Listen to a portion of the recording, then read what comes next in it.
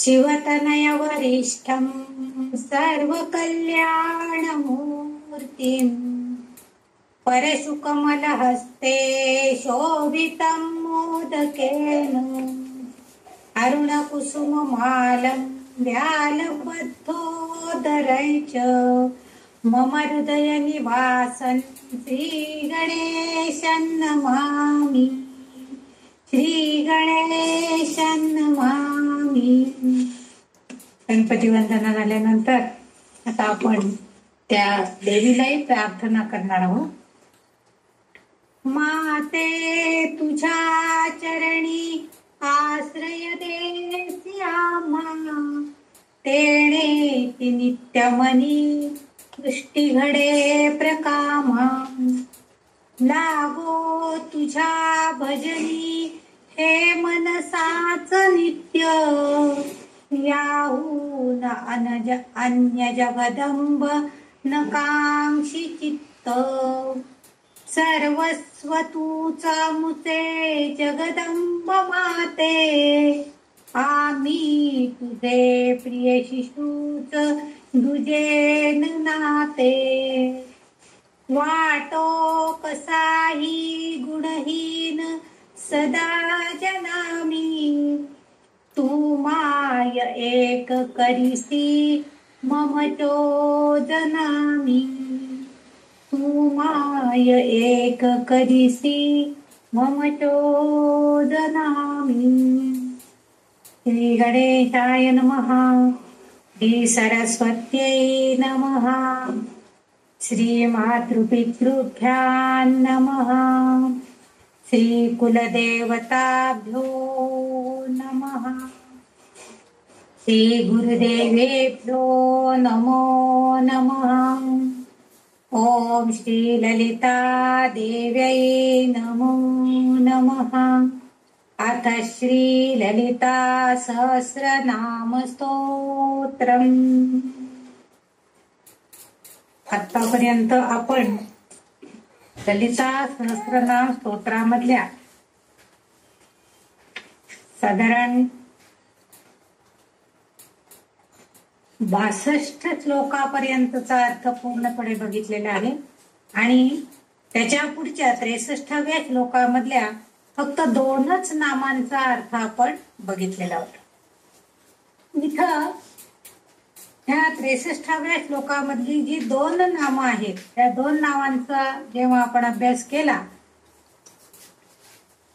त्यावेळेस तिथं नामांची संख्या आलेली होती 261।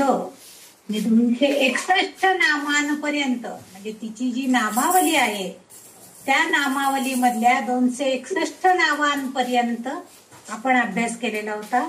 त्याच्या पुढचं नाव आहे म्हणजे आता ह्या श्लोकामध्ये सुप्ता प्राज्ञात्मिका तुर्या सर्वावस्था विवर्जिता सृष्टिकर्त्री ब्रह्मरूपा गोप्त्री गोविंद रूपिणी असे तो श्लोक आहे 63वा। त्याच्यामधले 260वं जे नाम होतं सुप्ता ते आपण अभ्यासलं होतं।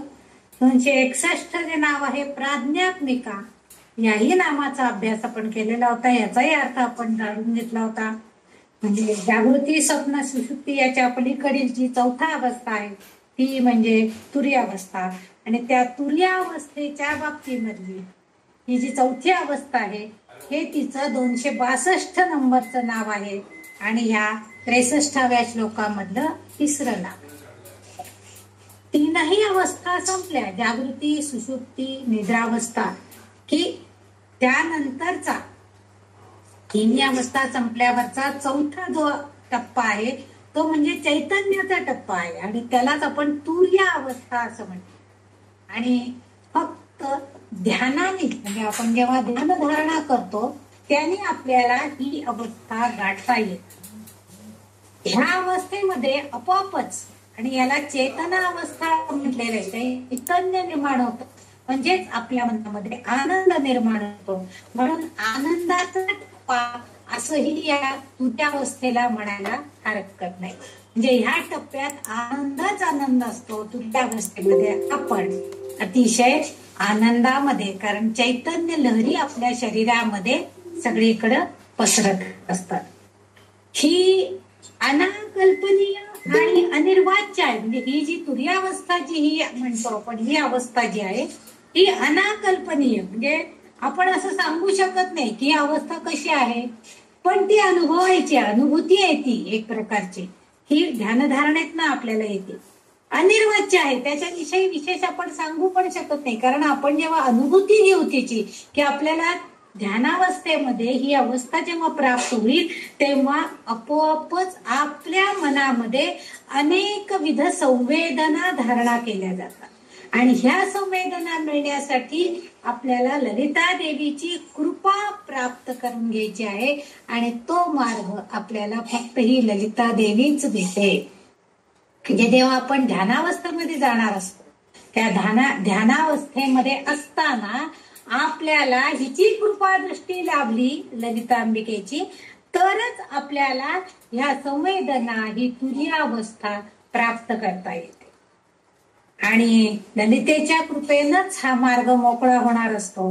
त्यामुळं आपल्या आणि ह्या तुर्यावस्थेमध्ये काय घडणार असतं, तर आपल्या अंतर्मनामध्ये काय चाललं आहे याची आपल्याला काहीही जाणीव नसते.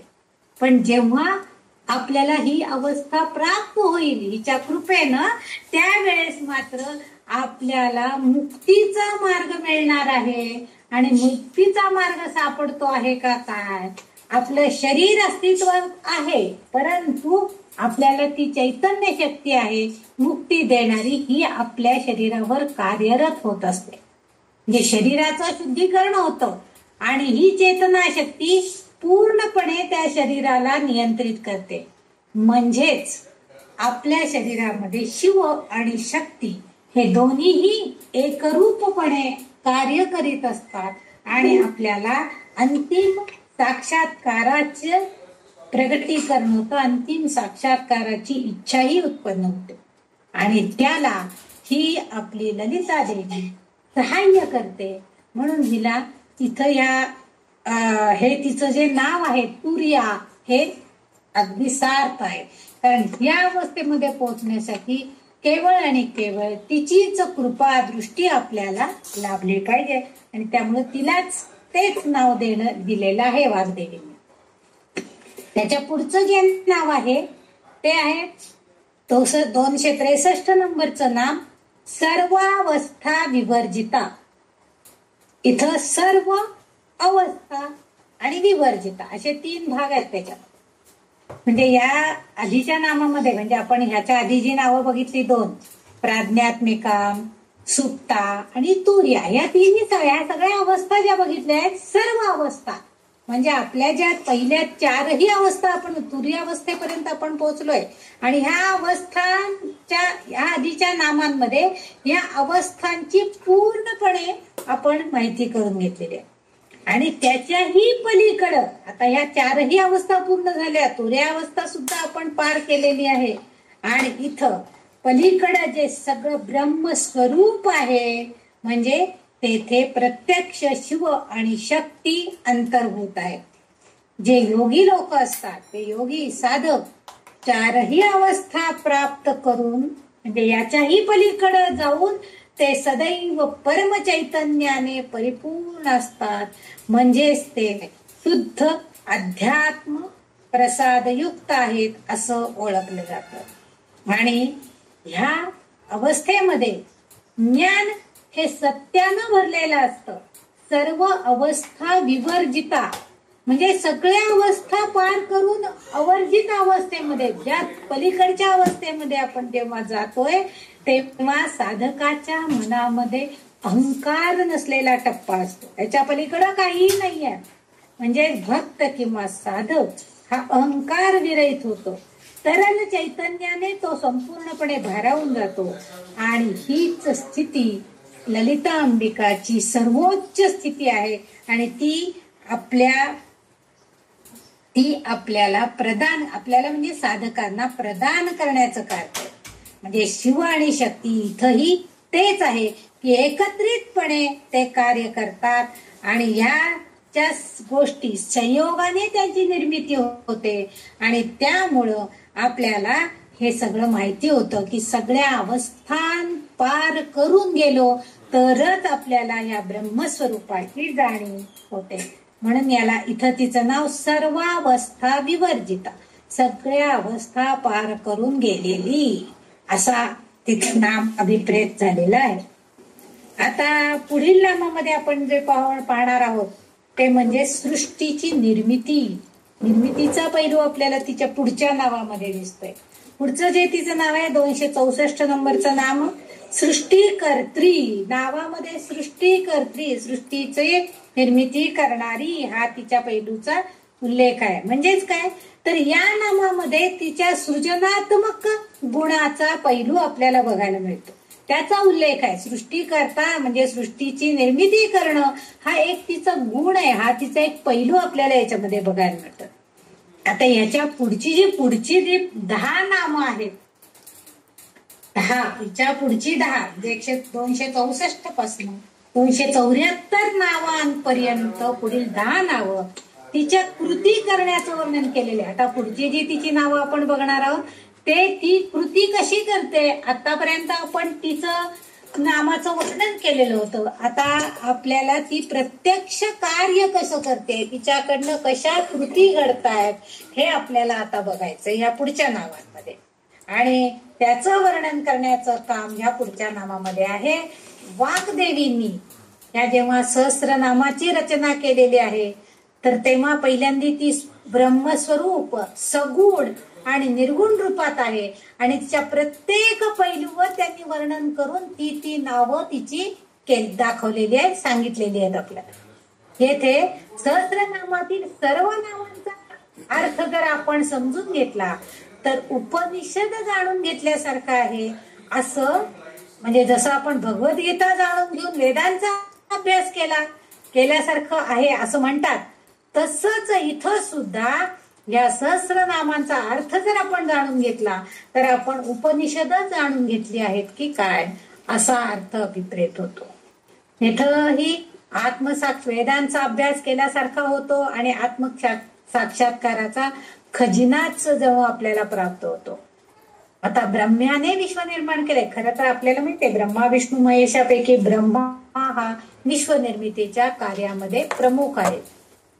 ब्रह्माने विश्व निर्माण केले. तमोगुण, जडत्व, अज्ञान दाखवतं. त्याच्यामध्ये 3 गुण दिसतात, तमोगुण, सत्वगुण, रजोगुण. तमोगुण जेव्हा निर्माण झाले ब्रह्माच्या विश्वनिर्मितीमध्ये, तमोगुणाची जेव्हा निर्मिती झाली तेव्हा ते मानव हा जडत्व किंवा अज्ञान घेऊन जन्माला येतोय. सत्वगुण असेल तर त्याच्यामध्ये ज्ञानाची गुणवत्ता असते आणि रजोगुणी जो माणूस आहे तेव्हा त्याला जेव्हा आध्यात्मिक ज्ञानाची थोडीफार वाढ झालेली असते तेव्हाच त्याच्यामध्ये कृती करण्याची उत्कटता प्रबळ असते. मानवी देह हा जो आहे हा 3ही गुणांनी युक्त आहे. त्याच्याजवळ काही बाबतीमध्ये अज्ञान आहे, काही बाबतीमध्ये त्याला ज्ञानाची, समजा एखादा डॉक्टर असेल तर तो शल्य विशारद असेल तर त्याला ते गुण, त्याच्यामधलं ज्ञान, त्याची गुणवत्ता त्याच्यामध्ये भरपूर असते, म्हणजे तो सत्वगुण त्याच्यामध्ये असतो. परंतु इतर काही ज्ञान त्याला नाही, त्यामुळे त्यामध्ये तो तमोगुणी असलेला दिसून येतो. आणि जेव्हा हे आध्यात्मिक ज्ञानाची थोडीफार आपल्यातली वाढ होते तेव्हाच आपण कुठलीही कृती करण्यासाठी उत्कटतेनं, प्रबळतेनं ती कृती करण्यास तयार होतो. आणि मानवी देहाचे कर्म खात्याचा मोठा भाग तयार होतो. म्हणजे मानवी देह जेव्हा एखादं कार्य करतं तेव्हा त्याच्या खात्यात, कर्म खात्यामध्ये, म्हणजे त्याच्या कर्माचं जो लेखाजोखा केला जातो त्याचा एक मोठा भाग तयार होतो. म्हणूनच तिथं ही आपली जी ललिता देवी आहे, ही ललिता देवी ही इथं सृष्टी निर्मितीच्या कार्यामध्ये शक्ती देवी म्हणून कार्यान्वित होते आणि हेही ती सृष्टी करती नाम इथं आपल्याला सार्थ करते असं दिसतं. म्हणजे जसं ब्रह्मानी हे सगळी सृष्टी निर्माण केले हे आपल्याला माहिती आहे. ब्रह्मानी निर्माण करताना तमोगुण, सत्वगुण, रजोगुण त्या मानवामध्ये घालून दिलेले आहेत. परंतु त्याच वेळेला जर ललिता कृपा आपल्यावरती असेल तर ती शक्ती देवी तिचंही कार्य त्या मानवी देहावरती करते, आपल्याला सहाय्यभूत होते आणि आपोआपच आपण सत्वगुणांकडे जातो किंवा सत्वगुण आपल्या खात्यामध्ये जास्तीत जास्त कार्यान्वित झालेले दिसतात. आणि म्हणून इथं तिचं सृष्टीकर्त्री असं नाम ह्या वाग्देवींनी दिलेलं आहे आणि ते नाम ती सार्थ करून दाखवते. आपल्यासारख्या भक्तांना चांगल्या कृती करण्याकडं प्रवृत्त करणं हे तिचं काम ती इथं अगदी छान करते आहे असं दिसतं. पण केव्हा? फक्त तो भक्त तिच्याशी लीन झालेला असला पाहिजे, तिची भक्ती करण्यास तत्पर असला पाहिजे. म्हणून इथं हे सृष्टीकर्ती हे नाम अभिप्रेत केले. पुढचं जे नाव आहे ते आहे 265 नंबरचं नाम आहे तर ब्रह्मरूपा. ब्रह्मरूपा या आता आधीच्या नामामध्ये तिने सृष्टीकर्ती झाली, आता येथे तिला ब्रह्मरूपा या नावानं संबोधलंय. ती सृष्टीतील ब्रह्मदेवाच्या रूपात आहे. म्हणजे ब्रह्मदेवाला जसं 4 डोके आहेत त्याच्या रूपात ब्रह्मदेवाची जर मूर्ती आपण जर कधी बघितली तर त्याला 4 मुख असलेले आपल्याला दिसतात, त्याचे 4 डोके आहेत. त्याच्या या रूपामध्ये 4 घटक आपल्याला बघायचे. 4 डोके आहेत त्याचा अर्थ 4 घटक त्याच्यामध्ये आहेत. कोणकोणते? तर त्याच्या रूपामध्ये मन, बुद्धी, चेतना आणि अहंकार हे घटक असू शकतात. आणि या घटकांशिवाय सृष्टी निर्मिती होऊ शकत नाही. म्हणजे त्या मानवी देहामध्ये मनाची निर्मिती केली जाते, त्याला बुद्धी दिली जाते, त्याच्यामध्ये चेतना शक्ती घालून त्याच्याकडनं कार्य करून केलं जातं, घडवून आणलं जातं. आणि त्याच बरोबर अहंकार हाही एक घटक ब्रह्मदेवाला आहे. खर तर ब्रह्मदेवाला याआधी 5 डोकी होती अशी ही कथा आहे. परंतु 5 डोकी जरी असली तरी सुद्धा 5 तत्व आहेत. म्हणजे दुसरं आणखीन एक म्हणजे ब्रह्मरूपा ह्या रूपाचं जर वर्णन माहिती करून घ्यायची झाली तर ब्रह्मदेवाला 5 डोकी होती असंही पूर्वीच्या काही कथांमध्ये, पौराणिक कथांमध्ये सांगितलेलं आहे. आणि 5 डोकी म्हणजे 5 तत्व: प्राण, अपान, व्यान, समान आणि उदान. म्हणजे आपण जी पंचमहाभूत म्हणतो त्यापैकी, त्याशिवाय सृष्टी निर्मिती होतच नाही. खर तर जीवाला जेव्हा 5 डोकी होती पण त्यांनी शिवाचा अनादर केला, शिवशंकरांच्या अनादरामुळं त्याला त्यांचं 5वं डोकं हे आपण टाकावं लागलं, म्हणजे ते नष्ट झालं असं म्हटलं जातं. म्हणून इथं त्याला ब्रह्मरूपा म्हणताना ब्रह्मदेवासारखी शक्ती असणारी अशी ती ब्रह्मरूपिणी आहे. ब्रह्मा म्हणजे पणजोबा, विष्णू म्हणजे आजोबा आणि शिव हा विश्वाचा पिता आहे.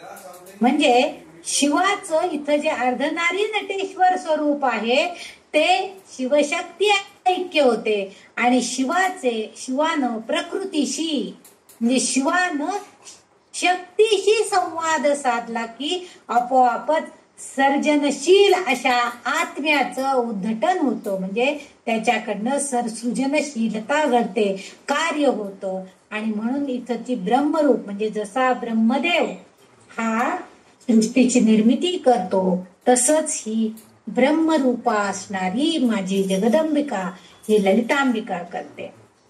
आणखीन एक इथं असं म्हणजे निर्मितीच्या प्रक्रियेमध्ये ती सहाय्यभूत आहे असा जसा अर्थ आहे, तस आणखीन एक अर्थ असा आहे की ती सूक्ष्म आणि अभौतिक रूपामध्ये प्रगट होते. आणि म्हणजे बघा, जेव्हा मूल जन्मास येणार असतं तेव्हा एक सूक्ष्म कण जे असतात त्या कण रूपानं आधी ते त्या मातेच्या उदरामध्ये सूक्ष्म रूपानं प्रवेश करतो आणि मग जेव्हा प्रत्यक्ष जन्माला येतं तेव्हा हळूहळू त्याची वाढ होऊन स्थूल रूपामध्ये ते प्रगट होतं. आणि म्हणजेच आत्म्याच्या आत्मा आधी शरीरामध्ये प्रवेश केला जातो आणि मग त्या आत्म्याचं बाह्य शरीर आणि सूक्ष्म शरीर, आत्मा जेव्हा त्या शरीरामध्ये असेल त्या जन्मलेल्या बालकाचा आत्मा आणि बाह्य शरीर ह्यांचा सहवास चालू होतो आणि मग या जीवाने केलेल्या कार्याचे काही गुण म्हणजे ह्या जन्मामध्ये जर आपल्याकडनं काही गुण हे केले गेलेले असते तर आपल्याला पुढील जन्मामध्ये सुद्धा उपयोग म्हणजे आपण त्याला पूर्व संचित असं जे म्हणतो ते पूर्व संचित म्हणजे या ब्रह्मदेवाच्या कृतीमध्ये निर्मितीमध्ये मानवी देहानं या जन्मामध्ये केलेली कृती आणि ही कृती ही जगदंबिका आपल्याला सहाय्यभूत करते आणि आपल्याकडनं सत्कर्म घडवून आणते. कारण का आत्म्याचा कार्यामध्ये अंतर्भाव असतोच, ती अंतर्भूत असते, ती आपल्यामध्ये ती अंतर्भूत आहे आणि त्याच्यातर्फे ती कार्य घडवून आणते आहे. कारण आपल्या कर्माचं बीज याला आपण म्हणतो ना प्रारब्ध कर्माचं बीज जे आहे. आपण काही घटना असं घडल्या की आपण म्हणतो काय करायचं आमचं प्रारब्ध म्हणून आम्हाला हे सगळं सोसावं लागते. म्हणजेच आपल्या कर्माचं बीज जे आहे आपलं पूर्व संचित आहे. म्हणजे या जन्मात काही गुण सगळेच काही गुण पुढच्या जन्मात येतात असं पण नाहीये. या जन्मात पण आपल्याला थोडेफार उपयोगी येतातच, परंतु या जन्मामधले काही गुण पुढच्या जन्मामध्ये सुद्धा येतात. आणि ललिता देवीची या ब्रह्मांडात तिच्या रूपाने ती अस्तित्वात आहे म्हणून इथं तिला हे आपल्याला त्यांनी अभिप्रेत करून सांगितलंय. म्हणजे ही जी शक्ती आहे ही पूर्वसंचित शक्ती आपल्याला पुढच्या जन्मामध्ये सुद्धा जेव्हा आपण पुनर्जन्म घेऊन येऊ तेव्हा त्याला उपयोगी होते आहे असंही म्हटलं जातं. आणि म्हणून इथं तिचं जे हे नाव आहे की ब्रह्मरूपा म्हणजे निर्मिती होताना आपल्याला पुनर्निर्मिती म्हणजे आपला पुनर्जन्म हे निर्माण होत असताना ललिता देवीच्या कृपेनं आपल्या ह्या जन्मातलं काय जर संचित कार्य चांगलं कार्य झालेलं असेल तर ते कार्य आपल्याला पुढच्या जन्मामध्ये उपयोगाला येतं आणि त्यानुसार आपलं प्रारब्ध ठरतं आणि आपलं जीवन सुखमय होतं. म्हणून इथं तिला हे ब्रह्मरूपा हे नाव दिलं गेलेलं आहे. म्हणजे ब्रह्मदेवाच्या कार्यासारखंच तिचं कार्य आहे असं या वाग्देवींना इथं सांगण्याचं अभिप्रेत असलेलं दिसतंय. पुढचं जे नाव आहे गोपत्री. गोपत्री आणि गोविंद रूपिणी म्हणजे 266 नंबरचं नाम आणि 267 नंबरचं नाव या दोनही नामांचा आपण एकदमच अभ्यास करणार म्हणजे एकदमच त्याचा अर्थ समजून घेणार आहोत. कारण इथं गो म्हणजे पृथ्वी माता आणि गोपत्री म्हणजे तीन गोपत्री त्री म्हणजे तीन त्रिजगताच्या त्रैलोक्याचं संरक्षण करणारं पालन पोषण करते अशी ती देवी माता, अशी ती दैवी माता, अशी ती श्री माता म्हणजेच आमची ही ललितांबिका आहे. एका आईची उपजत कर्तव्यच असतं की आपल्या लेकरांचं संरक्षण करणं. आणि येथे ब्रह्माने जेव्हा निर्मिती केली तेव्हा आपोआपच संरक्षण पालन पोषण ह्याची जबाबदारी कोणावर येऊन पडली तर ही शक्ती मातेकडे येऊन पडली. कारण पृथ्वी ही एक स्त्री रूप आहे. पृथ्वी ही स्त्रीलिंगी आहे, एक स्त्री रूप माता स्वरूप म्हणून ती आपले कर्तव्य पार पाडत असते. गोपत्री गो म्हणजे पृथ्वी. पृथ्वी ही एक माता स्वरूप आहे आणि ती आपलं कर्तव्य पार पाडत असते म्हणून इथं तिचं नाव गोपत्री असं उल्लेख केला गेलेला आहे. पुढच्या नावामध्ये तिला गोविंद रूपिणी असं म्हटलंय. म्हणजे गोपत्री हे जे नाव आहे ते तिच्या शक्ती माता असण्याचं पुष्टी देत आहे. कारण ती निर्माण केलेल्याचं संरक्षण करणं आणि पालन पोषण करणं हे ती करते. पुढच्या नावामध्ये गोविंद रूपिणी असं नाम जे आहे तर गोविंद म्हणजे विष्णू आणि विष्णू हा या विश्वाचा रक्षक आहे. जेव्हा साधक किंवा भक्त याला भौतिक समृद्धी मिळवायची असते तेव्हा आपण लक्ष्मी सहित विष्णूची पूजा करतो. म्हणजे लक्ष्मी नुसती विष्णूची पूजा करू नका तर लक्ष्मी सहित विष्णू, कारण ती त्याला पुष्टी देणारे समृद्धी देणारी कोण आहे तर लक्ष्मी आहे. आपलं पालन पोषण करणारा कोण आहे तर विष्णू आहे. म्हणून आपण जेव्हा आपल्याला भौतिक समृद्धी हवी असते तेव्हा आपण लक्ष्मी सहित विष्णूची पूजन अर्चन करतो. कारण ही लक्ष्मी म्हणजे विष्णूची पत्नी आहे आणि हे रूप आपण नेहमी लक्ष्मी नारायण रूपामध्ये ओळखतो असतो. पृथ्वीला धारण करणारा तो आहे, पृथ्वीला धारण करणारा आहे म्हणून त्याला गोविंदा असं म्हटलेलं. गोविंदा म्हणजे काय, या पृथ्वीला धारण करणारा असा तो विष्णू रूप असं म्हणून त्याला गोविंदा असं संबोधन झालेलं आहे. कारण प्रलय कालामध्ये पृथ्वीला सागरातून वर उचलून वाचवायचं, हे पृथ्वीचं रक्षण करण्याचं कार्य जेव्हा केलं गेलं त्यावेळेस म्हणून त्याला गोविंदा या नावानं संबोधलं गेलं. आपल्याला माहिती आहे की त्या ह्याच्या रूपामध्ये त्या दातांवरती उचलून त्यांनी वराह रूपामध्ये त्याला वर आणलं. म्हणजे पृथ्वीला सागरामध्ये बुडताना वाचवून त्यांनी वर उचलून आणलेलं आहे. आणि म्हणून त्या रूपामध्ये वाराही रूपामध्ये जर आपण बघितलं तर ही लक्ष्मी नारायण असं आपण म्हणतो आणि त्याला गोविंदा असं नाव आहे. म्हणजे पृथ्वीचं रक्षण केलेलं आहे कोणी, विष्णूनी, आणि म्हणून त्याला इथं गोविंदा असं नाव दिलेलं आहे. आणि हा गोविंद रूपिणी, ह्या गोविंद रूपिणीला म्हणजे ती त्या रूपामध्ये सुद्धा इथं आपल्याला बघायला मिळते. म्हणजे जसं तिचं रक्षण करण्यासाठी त्यांनी रूप घेऊन तिला वाचवलं पृथ्वीला, तस ही ललिता देवी सुद्धा अतिशय शुभलक्षणी आहे. आणि त्यामुळं लक्ष्मीनारायण रूपामध्ये अतिशय शुभ असणारी ही लक्ष्मी आणि ही नारायण रूप आपल्याला मुक्ती मिळवायची असेल तर विष्णूची लक्ष्मीनारायण रूपामधली पूजा करायला पाहिजे, प्रार्थना करायला पाहिजे. म्हणजे तर आपल्याला मुक्ती मिळण्याचा मार्ग सापडतो. म्हणजे इथं ती म्हणून तिला इथं गोविंद रूपिणी असं नाव दे. गो हा शब्द असाही काही ठिकाणी अर्थ आहे की या रूपात विष्णूचे गुण शब्दात वर्णन करता येत नाही म्हणून गोविंदा असं त्याचं नाव घेतलं गेलेलं आहे असंही काही ठिकाणी म्हणतात. परंतु ललिता शक्ती ही विष्णू बरोबर आहे आणि म्हणून ती गोविंद रूपिणी असं संबोधन या 63व्या श्लोकामध्ये आपल्याला बघायला मिळते. कारण माता स्वरूपामध्ये आपल्या अपत्याचं संरक्षण करणं म्हणून गोप्त्री हे नाव आलं आणि सर्व प्राणी मात्रांचं पालन करणं म्हणजेच गोप्त्री आहे. म्हणजे स्वर्गीय आनंद देणारी आहे म्हणून इथं तिचं गोप्त्री आणि गोविंद रूपिणी अशी दोन्हीही नावं या 66 आणि 67 नंबरचं नाम जे आहे ते या श्लोकामध्ये वर्णन केलेलं आपल्याला बघायला मिळतं.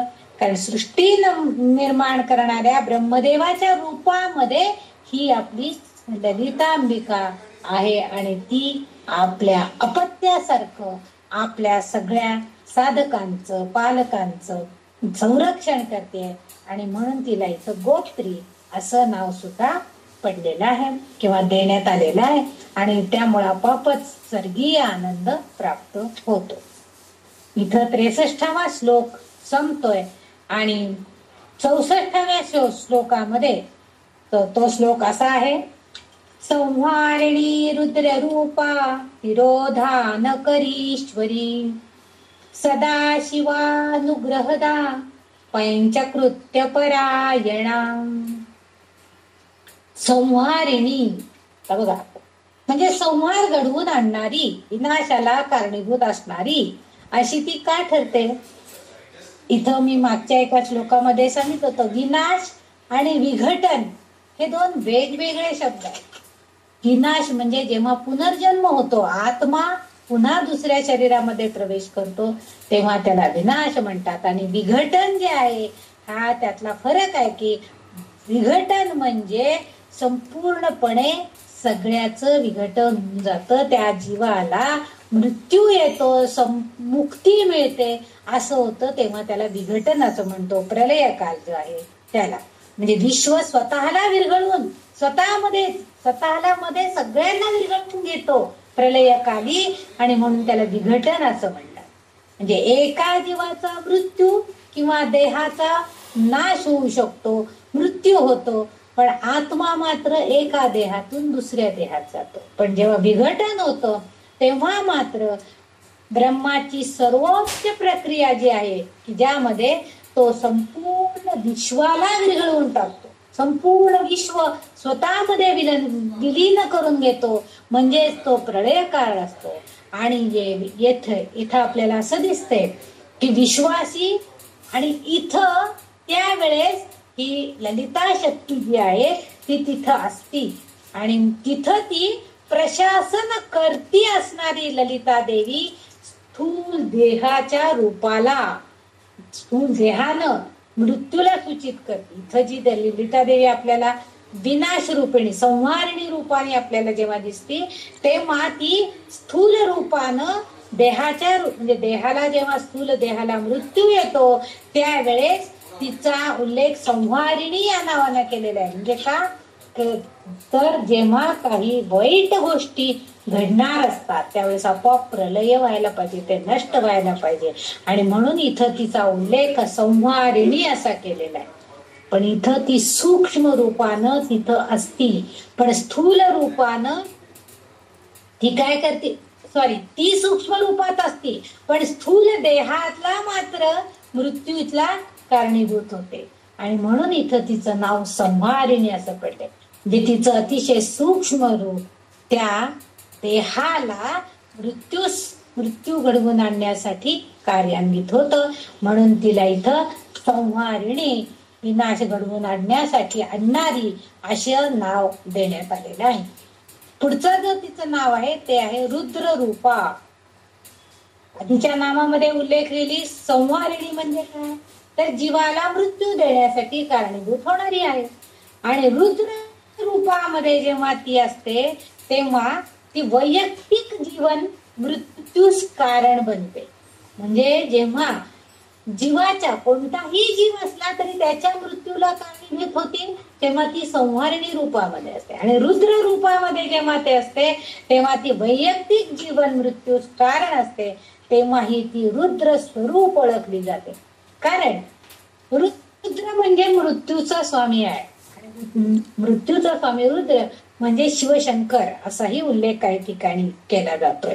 आणि तो जो आहे शिवशंकर आणि शिव आणि शक्ती हे एकत्रितपणे कार्य करतायत आणि म्हणून इथं आपल्याला त्या रुद्र रूपासतीचं जेव्हा नाव दिसतंय, रुद्र म्हणजे मृत्यूचा स्वामी, तर तो इथं मृत्यूंचा स्वामी असा उल्लेख न करता, असा त्याचा अर्थ न घेता तो रुद्र म्हणजे सर्व दुःखांचा नाश करणारा असा अर्थ अभिप्रेत आहे. रुद्र ह्या शब्दामध्येच मुळामध्ये रु जे हे अक्षर आहे हे अक्षर ज्ञानेंद्रियांचा अयोग्य वापर यामुळे उद्भवलेल्या वेदना किंवा दुःख असा अर्थ आहे. रु म्हणजे रुदन असा पण अर्थ आहे त्याच्याशी अभिप्रेत. आणि आपोआपच आपल्याला केव्हा आपल्याला रडू केव्हा येतं तर आपल्याला काहीतरी कशाचं तरी वेदना होत असतात, कशाचं तरी वाईट वाटतं तेव्हा आपण रुदन करतो. आणि हे सगळं आपल्याला आपली जी ज्ञानेंद्रिय आहे त्या ज्ञानेंद्रियांचा आपण जर अयोग्य वापर केला तर आपल्याला ह्या वेदना किंवा दुःख उद्भवतं. आणि म्हणून इथं ते रु अक्षर तिथं घेतलेलं आहे. आणि द्राद हा जो शब्द आहे रुद्रा, द्रा हा शब्द म्हणजे द्रा म्हणजे विखुर्ण, इतस्ततः पसरवणं. आणि म्हणून रुद्र काय करतोय तर आपलं दुःख दूर करतो, म्हणजे दुःख इतस्ततः करणारा, म्हणून तिला रुद्र रूपा असं नाव दिलेलं आहे.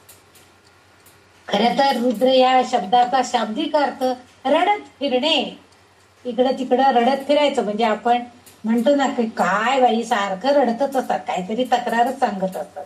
परंतु या रुद्राचं स्थूल रूप म्हणजे शिवाचं रूप आहे आणि म्हणून तो सगळ्या गोष्टी परिपूर्ण करण्याचा प्रयत्न करतो. पण त्याच्या मार्गात जर समजा एखाद्या गोष्टीचा अडथळा आला तर मात्र तो ती गोष्ट नष्ट करतो. कारण म्हणून तो नक्कीच दयाळू आहे.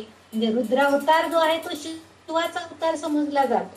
परंतु इथं ते रुद्ररूप म्हणजे शिवाचं रूप ह्या सगळ्या चांगल्या गोष्टी परिपूर्ण करण्याच्या प्रयत्नामध्ये जर काही अडचण आली तर ते नष्ट करण्याचा म्हणजे त्यातून पार पाडण्यासाठी दयाळू वृत्ती इथं ह्या शिवाची आपल्याला दिसून येते. इथं आणखीन एक असा अर्थ अभिप्रेत आहे की जन्मतःच प्रत्येक जीवामध्ये प्राणशक्ती येते. म्हणजे प्राणशक्ती आपण जन्मल्या जेव्हा जीव बाहेर येतो आईच्या गर्भातनं तेव्हा तो लगेच रडत नाही, परंतु एक 2 मिनिटं, 5 सेकंद, 10 सेकंद किंवा काही काळ गेला, काही लवकर रडतात, काही उशिरा रडतात. जन्मतःच म्हणजे जन्मल्याबरोबर त्या जीवामध्ये प्राणशक्ती येते आणि तेव्हाच तो टह्या म्हणून जोरात रडतो. म्हणजे त्या जीवाला रडण्याचं काम करणारी म्हणून ती रुद्र रूपा असं आहे. तर इथं रडत फिरणे हा जो अर्थ आहे तो त्या शब्दाचा अर्थ न घेता त्याला प्राणशक्ती देणारी असाही अर्थ तिथं अभिप्रेत असलेला दिसतो. कारण त्याचा पहिला श्वास घेणं हा जेव्हा त्या जीवाचा होतो म्हणजे जन्माला आल्याबरोबर जेव्हा पहिला श्वास तो घेतो तो जीव, त्यावेळेस त्याचा पहिला श्वास घेणे ही त्याच्या रडण्याच्या कृतीतून झालेली दिसते आपल्याला. त्याची जेव्हा रडण्याची कृती होते तेव्हा आपल्या लक्षात येतं की ह्याच्या शरीरामध्ये प्राणशक्ती आलेली आहे. आणि म्हणून आपण म्हणतो की जरी जन्माला तो तेव्हा आला असला तरी सुद्धा त्याची जन्माची अचूक वेळ किंवा अचूक कुंडली मांडायची असेल तर तेव्हा आपण तो केव्हा रडला ही वेळ बऱ्याच वेळा धरली जाते. म्हणजे त्याचं योग्य म्हणजे प्राणशक्ती त्या जीवामध्ये आल्यावरती तो जीव आता या भूतलावरती अवतीर्ण झालेला असतो आणि त्याचं कार्यान्वित झालेलं असतं. म्हणून ही कुंडली मांडताना आपण त्याचं रडणं, त्याची प्राणशक्ती येणं हीच अचूक वेळ आपण लक्षात घेतो. अनेकदा ह्या म्हणून ती प्राणशक्ती म्हणजे ही ललितांबिका आहे आणि म्हणून तिला रुद्र रूपिणी असं सुद्धा आपण रुद्र रूपा असं नाव दिलं गेलेलं आहे. काही ठिकाणी असाही उल्लेख आहे की एकादश रुद्रांचाही उल्लेख आलेला आपल्याला आढळतो. म्हणजे एकादश रुद्र म्हणजे अर्धनारी नटेश्वराच्या रूपामधले निर्माण जे शिवशक्तीची निर्माण त्यालाही रुद्रा असंही म्हटलं जातं. काही ठिकाणी असंही म्हटलं जातं की ब्रह्मदेवाच्या 3ऱ्या नेत्रातून रुद्राचा जन्म झाला आहे. येथे ओम ओम असं जे एकाक्षर मंत्र आहे, बीज मंत्र आहे, त्या बीज मंत्रामध्ये अ उ म अशी 3 अक्षरं आहेत आणि यापासून आपल्या प्रत्यक्ष वैयक्तिक आत्म्याचे परमात्म्याशी अंतरात्म्याशी जोडलं जाणं ही जी पद्धत आहे, ही जबाबदारी जी आहे, म्हणून काही ठिकाणी त्याला रुद्रा म्हणजे मृत्यूचा स्वामी रुद्र असं म्हटलं जातं. पण प्रत्यक्षात तसं नाहीये. म्हणजे जेव्हा ब्रह्मदेवाने डोळा उघडला आणि त्याच्यातून रुद्राचा जन्म झाला असं जर म्हटलं तर त्या आत्म्याचा परमात्म्याशी संबंध येणं हे जी बद्धता आहे, ही जबाबदारीची जाणीव जी आहे, ही जाणीव आपल्याला ही रुद्र रूपा देते. ती आपली ललितांबिका आहे असं म्हटलं जातं. ऋग्वेदामध्ये तर मृत्युंजय मंत्र ओम त्र्यंबकम यजामहे सुगंधिम पुष्टिवर्धनम पूर्वारुकमिव बंधनात मृत्योर्मुक्षीय मामृता. आणि हा जो मंत्र आहे हा सुद्धा मंत्र याचा अर्थही पुढील प्रमाणे आहे की तिन्ही जगाचा स्वामी, कृपादाता, परिपूर्णता आणि शक्ती प्रदान करणारा असा हा एका पिकलेल्या कापडाप्रमाणे काकडीप्रमाणे आहे. म्हणजे मृत्यूच्या बंधनातून अलिप्त होऊ शकतो. हे काकडी सारखेच आहे. हे आपोआप फुटते, नाश पावते, पण अमरत्वापासून मात्र ते लांब जाऊ शकत नाही.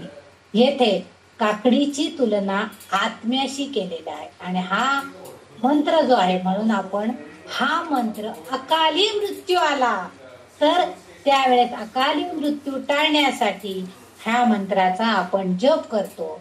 कारण त्यामुळं आपल्याला तेव्हा रुद्राची कृपा आपल्यावरती व्हायला पाहिजे असती. म्हणजे कारण का तर मृत्यू देणारा नाही आहे, तर तो तारणारा आहे. म्हणून आपण त्या रुद्रदेवतेची इथं उपासना करतो. आणि अकाली मृत्यू टाळण्यासाठी हा मृत्युंजय मंत्र जो आहे, ओम त्र्यंबकम यजामहे सुगंधी पुष्टिवर्धनम्, मृत्युंजय मंत्र जो आहे हा ऋग्वेदामध्ये आहे आणि हा आपण म्हणतो. म्हणजे आपल्याला अमरत्व मिळू शकत नाहीये, परंतु ह्या रूपामध्ये असलेली ही जी ललिता देवी आहे, ही ललिता देवी रुद्र रूपा हे आपलं नाव इथं सार्थ करते, यथार्थ ठरवते. कारण ती आपल्या भक्तांवर, आपल्या अपत्यांवर अपत्यासारखं प्रेम करते, साधकांवरती भक्तांवरती अतिशय प्रेम करते. आणि त्या प्रेमामुळं आकस्मिक संकट जर त्या भक्तावरती कोणतं आलं तर त्यातून ती त्याला वाचवते. म्हणून इथं ती रुद्र रूपा हे आपलं जे नाव आहे ते अतिशय सार्थ करून दाखवते. कारण मृत्यूचं भय प्रत्येक माणसाला आहे आणि त्या भयापासून दूर नेण्याचं कार्य ही ललिता देवी आपल्या ह्या रूपामध्ये करते आहे. त्यामुळे इथं तिचं हे नाव अगदी सार्थ आहे असं अभिप्रेत आहे, असं वाटतं. आणि वाग्देवीने अतिशय विचारपूर्वक या नावाची योजना केली असावी. तिरोधान करिष्ठ, कारण आधीच्या नावामध्ये ती संहारिणी, नाश करणारी असं आपल्याला दिसलं, परंतु इथं मात्र ती तारणारी आहे असं आपल्याला अभिप्रेत झालेलं आहे. पुढचं जे नाव आहे ते तिरोधान करीश्वरी, 270 नंबरचं नाव आहे. आणि 271 नंबरचं नाव आहे ते म्हणजे ईश्वर. तिरोधान, तिरोधान करी, तिरोधान करणारी. म्हणजे तिरोधान इथं महान विघटन करणारी असा अर्थ आहे, म्हणजे प्रलय करणारी. आणि ईश्वरी, तिरोधान करणारी ईश्वरी, ईश्वरी शक्ती, परमहंता, ज्ञानाची शक्ती, प्रबळ, असं ईश्वरी वृत्ती ही 271 नामामध्ये आपल्याला बघायला मिळते. म्हणजे इथं 2 नावं आहेत, त्या तिरोधान करणारी आणि ईश्वरी स्वरूप. प्रत्येक जीव जर विचार केला तर मृत्यूच्या अधीन असतो. कोणी अमरपट्टा घेऊन जन्माला येत नाही, पण जीवामध्ये असणारी चेतना शक्ती ही माणसाला जिवंत बनवते. जिवंतपण कशाचं लक्षण आहे? जिवंत माणूस जर असेल तर त्याला अहंकार असतो, आणि अहंकार हा अंतःकरणाचा 4था भाग आहे. आपण मागच्या एका श्लोकामध्ये बघितलंय की मन, चेतना, बुद्धी आणि अहंकार हे सगळं आपल्यामध्ये आहे. आणि जेव्हा हा अहंकार आत्म्यामध्ये असतो, तो कोण करतो? आत्मा जो आहे, आपल्या अंतरात्मा जो आहे, तो आपल्याला अहंकार करायला भाग पडतो. भौतिक शरीर काही करत नाही. आणि हा अहंकार बळावला की सामान्य जीव हा ब्रह्मज्ञान प्राप्त करायचंय, ब्रह्मज्ञान जाणून घ्यायचंय, हे सगळं विसरून जातो. कारण ते त्याला जाणताच येत नाही, आलेलं नाहीये. आणि हे लपवून ठेवण्याचं, म्हणजे मला जाणता येत नाही, पण ते जाणणं, मला मी जाणू शकत नाही, हे मात्र कबूल करण्याची शक्ती त्याच्यामध्ये नसती. कबूल करणं तो मान्य करत नाही, कारण त्याचा अहंकार काय करतं? त्याला ते लपवून ठेवायला भाग पडतं. म्हणजे मला खरंच काही कळत नाहीये असं म्हणायला त्याला कमीपणा वाटतो, म्हणून ते लपवून ठेवण्याचं. कारण आत्मा कधी नाशच पावत नाही, तो पुनर्जन्म घेतो, तो ब्रह्मशक्तीमध्ये विलीन होतो. परंतु कर्माच्या लेख्यावर अधीन आत्म्याला फक्त 3 अवस्थात होतात. जेव्हा आपण एखादं कर्म करतो त्या कर्मानुसार आपल्याला पुढचा जन्म मिळतो. असं नेहमी आपण म्हणतो की तुम्ही चांगलं सत्कृत्य करा, म्हणजे पुढचा जन्म, म्हणजे इतक्या 84 योनी फिरून आल्यानंतर आपल्याला हा मानव देह मिळालेला आहे. म्हणून आपल्याला सगळे कीर्तनकार, प्रवचनकार, सगळे स्तोत्र किंवा सगळे गुरु, सद्गुरु सगळे ते सांगत असतात की हा मानव देह जो तुम्हाला मिळालेला आहे ह्याच्यातला आत्मा नाश पावत नाहीये, तो आता पुन्हा पुनर्जन्म घेणार आहे. मग त्यासाठी तुम्ही ह्या जन्मामध्ये पुढचा जन्म चांगला मिळावा म्हणून आधी सत्कर्म करा, सद्विचार ठेवा, सत्कार्य करा. हे जे करण्याची प्रवृत्ती आहे ही सगळी आपल्याला प्रवृत्त कोण करतं? तर ही ललिता देवी करते, ती प्रवृत्त करते. कारण आपण जे ह्या जन्मामध्ये जी केलेली कृती असतात, ज्या कृत्य आपल्याकडनं केली जातात, जी कार्य आपल्याकडनं केली जातात, त्यानुसार आपल्याला जेव्हा प्रलय होईल, विघटन होईल, त्यावेळेस त्या 3 रूपामध्ये आपण त्यामध्ये विरघळून जाणार असतो. ती ब्रह्मामध्ये विलीन होणं, पुनर्जन्म घेणं आणि महान विघटनाच्या वेळी विरघळवणं, या 3 गोष्टी आपल्या म्हणजे आपल्याला आपलं कसं काय ते आपल्याकडनं झालेलं आहे त्यानुसार आपल्याला कदाचित पुनर्जन्म मिळेल, पुन्हा दुसऱ्या एखाद्या योनीमध्ये आपण जन्म घेऊ, कधी प्राण्यामध्ये होऊ, पक्ष्यांमध्ये होऊ, किडामुंगीमध्ये कुठे, किंवा पुन्हा नरदेह प्राप्त होईल. काही वेळेला ब्रह्मामध्ये म्हणजे प्रत्यक्ष ब्रह्म्यामध्ये विलीन होऊन जाणं, मुक्ती मिळवणं हेही होऊ शकतं. म्हणजे त्याला पुनर्जन्मही नाही आणि विघटन पण नाही, ब्रह्मामध्ये प्रत्यक्ष विलीनीकरण. ज्ञानी योगी लोक जे असतात त्या योगी लोकांनाही शक्य होतं. आणि काही वेळेला सगळ्यांच्या दृष्टीनं जेव्हा घडतं, सगळ्यांचं एकत्रितपणे महान विघटन होणार असतं, त्यावेळेस म्हणजे प्रलय होतो, त्यावेळेला संपूर्णपणे नाश पावून जाणं, विरघळणं, हे जे आहे या 3 अवस्था आपण लक्षात घेतल्या पाहिजे. म्हणजे आपण जे कार्य करतोय ते कार्य योग्य तऱ्हेनं आपल्याला करता आलं पाहिजे, काहीही लपवून ठेवायचं नाहीये. कारण तो ब्रह्मा त्या आपल्या चित्रगुप्ताकडे आपलं सगळं कार्याची लेखा लिहिलेला असतो, आपण काय केले, चांगलं वाईट पाप पुण्य, त्यानुसार ही अवस्था प्राप्त. आता इथं हे आपल्या लक्षात घ्यायचंय की अहंकाराचं बळ जेव्हा वाढतं त्यावेळेस दुष्ट प्रभाव म्हणजे दुष्ट प्रवृत्तीचा प्रभाव पडलेला दिसतो. म्हणजे कधी कधी लगेचच त्याची प्रचिती आपल्याला दिसते. आपल्याकडे जर समजा आपली दुष्ट प्रवृत्ती वाढीच लागली, अहंकार आपल्यातला बळावला, तर आपल्याला मग सगळेजण म्हणतात, हो आता त्याच्याकडे पैसा खूप आलाय ना, त्यामुळे त्याची प्रवृत्ती पालटली बघा. इतके दिवस कसा छान बोलायचा, नम्रतेनं बोलायचा, आता थोडस लगेच पैसा अडका जवळ आल्यावर कसं गमेंडीने बोलतो, अहंकाराने बोलतो. हे जी वृत्ती आहे हे अहंकाराचं बळ वाढतो. म्हणजेच त्याच्यामधली दुष्ट प्रवृत्ती थोडी थोडी जागृत व्हायला लागते, दुष्ट प्रवृत्तीचा प्रभाव त्याच्यावरती पडतो. काही वेळेला ह्या आपल्याकडून घडलेल्या ज्या गोष्टी असतात त्या गोष्टींचा कित्येक वर्षांनी नाही तर कोट्यावधी वर्षांनी सुद्धा त्याचा परिणाम झालेला आपल्याला दिसतो.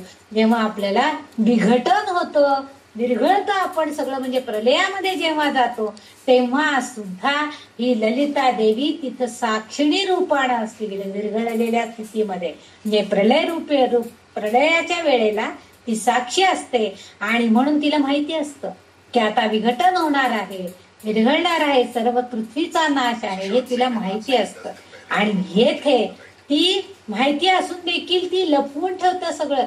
म्हणजे पण साधक काय करतोय, साधक मात्र आपला अहंकार बळावत जातोय, त्याला हे सगळं काही कळत नाही की आपण ब्रह्माला जाणून घ्यायचा प्रयत्न करायचा आहे, ब्रह्मदेवाच्या कृती जाणून घ्यायचा प्रयत्न करायचा आहे, आपली साधना वाढवायची आहे आणि ते ज्ञान वाढवायचं, ह्या गोष्टी त्याच्या लक्षातच येत नाही.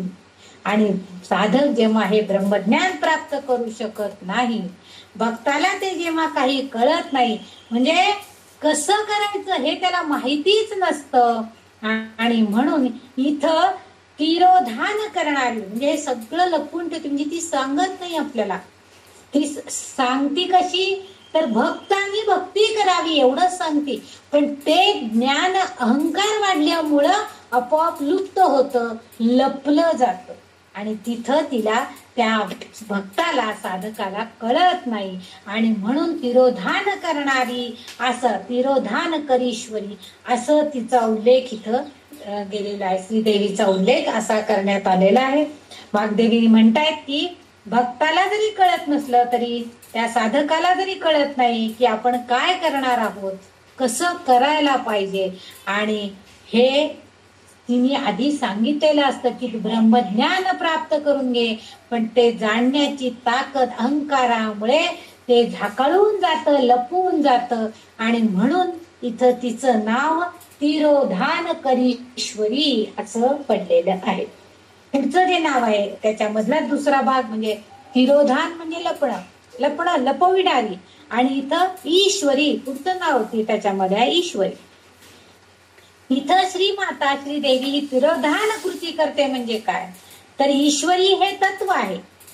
आता इथं ती काय का असं होतंय ते सांगायचा प्रयत्न वाग्देवींनी केलेला आहे की ईश्वरी हे तत्व आहे आणि ते 36 तत्वांनी युक्त आहे. आणि 26वे जे तत्व आहे तिथे ज्ञानाची शक्ती प्रबळ असते. परंतु हा जगन्यंता परमांता ईश्वर ते याच्यावर सर्व काही नियंत्रण करत असतो. आणि सर्वोच्च शक्ती सर्वोच्च व्यक्तिमत्व म्हणजेच ईश्वर आणि त्याच्याशी जर सख्य असलं तर ही ईश्वरी देवता तिच्या म्हणजे श्री ललिता देवी तिच्या ज्ञानाच्या प्रबळ शक्तीद्वारे आपल्या भक्तांचं कल्याण करण्याचा प्रयत्न करते, रक्षण करण्याचा प्रयत्न करते. आणि म्हणून इथं तिचं नाव ईश्वरी तिरोधान करीश्वरी असं पडलेलं आहे. सार्थ असं तिचं हे नाव आहे. ईश्वरी हे जे नाव आहे आपण ईश्वरी म्हणजे ईश्वर म्हणजे देव, ईश्वरी म्हणजे देवी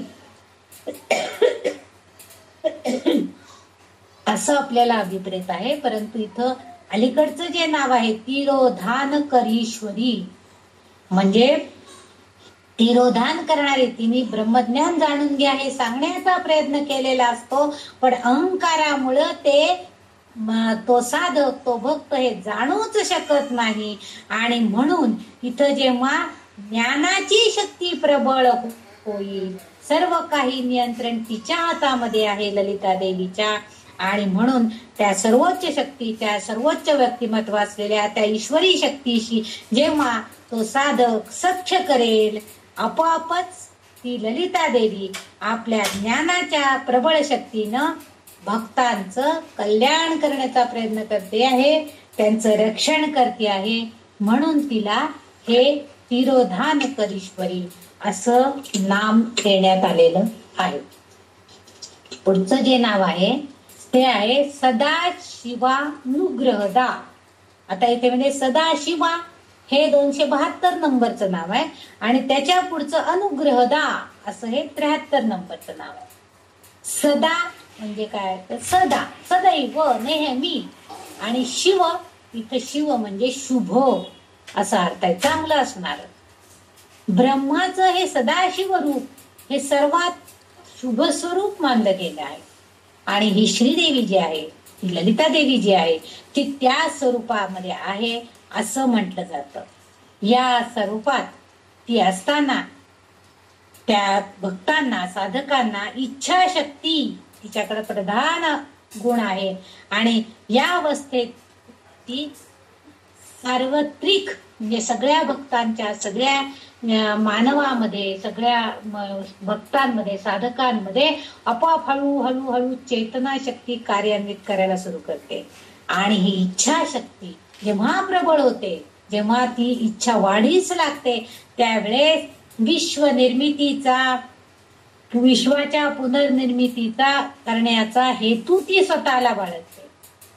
म्हणजे वाग्देवींना असं यामध्ये असं सांगावं वाटते की मागील सगळ्या नामांमध्ये आपण बघितलं की ती सृष्टीकर्ती आहे, ब्रह्मरूप आहे आणि पुढे ती सर्वोच्च व्यक्तिमत्व म्हणजे ईश्वरी पण आहे.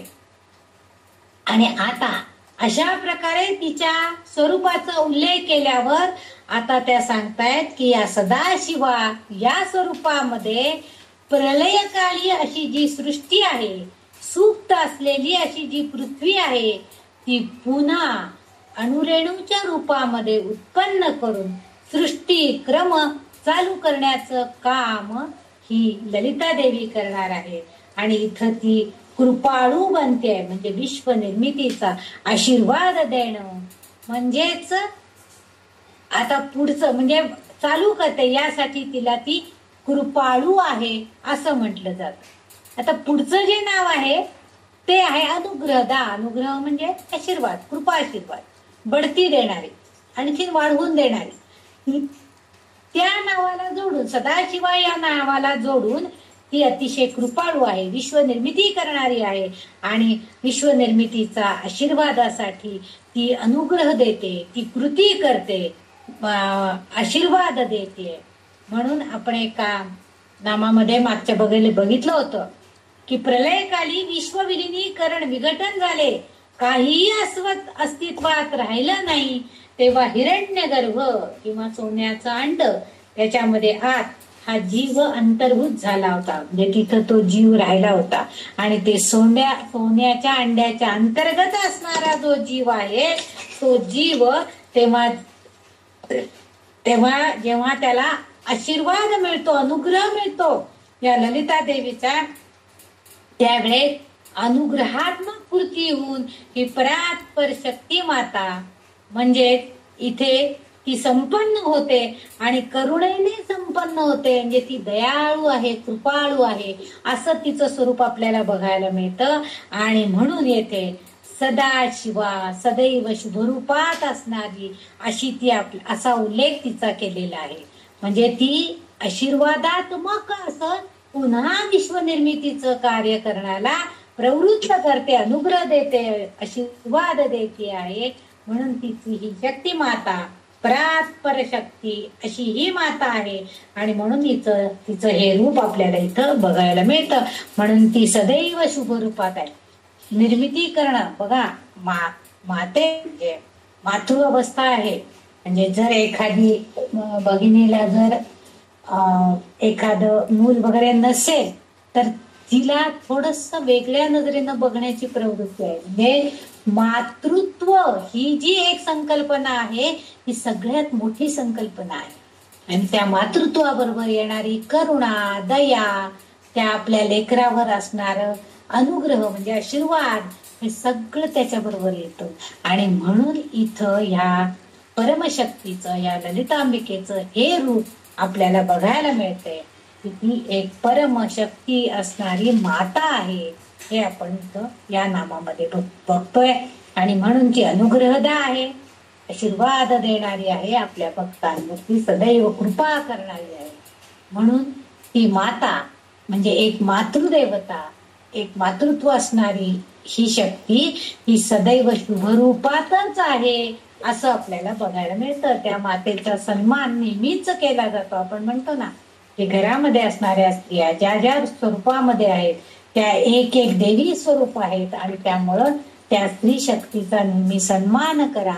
हे बहुतेक त्या पाठीमागचं हेच कारण असावं की ती स्त्री शक्ती, ती माता शक्ती ही जी आहे ही कल्याणकारी आणि शुभच आहे. त्यामुळं आई जी आहे ती नेहमी काय करते, कितीही काही झालं तरी सुद्धा, मुलगा कितीही चुकला तरी सुद्धा ती त्या मुलावरती कृपाच करते. पुत्राचे सहस्र अपराध माता कायम आणि तयाचा खेद. तिला त्याचं काही वाटत नाही. ती त्या आपल्या किती त्यांनी चुका केल्या तरी त्या चुका पोटात घालण्याचं काम ही माताच करत असते. म्हणून इथं तिचं हे रूप आपल्याला बघायला मिळतं, अनुग्रह देणार, आशीर्वाद देणार. त्याचं आणखीन एक पुढचं जे नाम आहे या 64व्या श्लोकामध्ये पंचकृत्य परायणा. पंचकृत्य परायणा या नामामध्ये ही ललिता देवी ही शक्ती माता आहे. ब्रह्मा, विष्णू, रुद्र, ईश्वर आणि सदाशिव. मागच्या एका श्लोकामध्ये पण याचा उल्लेख आलेला होता. पंचप्रेतासिना वगैरे जे शब्द मगाशी ताईंनी विचारलेलं त्या श्लोकामध्ये पंचकृत्य परायणा ह्या याच्यामध्ये सुद्धा काही 5 कार्यरत आपल्याला असलेले आपल्याला दिसतात. आणि ही जी महामाया आहे ही महामाया स्वरूपिणी या स्वरूपात कारण म्हणून हजर आहे आणि ती स्वतःच्या इच्छेने हे सगळं विश्व घडवून आणते. त्याला कोणतीही बाह्य शक्ती कार्य करत नाही, कोणतीही बाह्य शक्ती कारणीभूत होत नाही. तर ती स्वतः तिची शक्ती माता आहे. ही ब्रह्मा, विष्णू, रुद्र, ईश्वर आणि सदाशिव या 5 प्रकारच्या कार्यांमध्ये कार्यान्वित होते आणि त्यामुळं या विश्वाची निर्मिती होते. वाग्देवींना जणू हेच सांगायचंय की विश्व आधीच मुळातच तिच्यामध्येच अंतर्भूत आहे.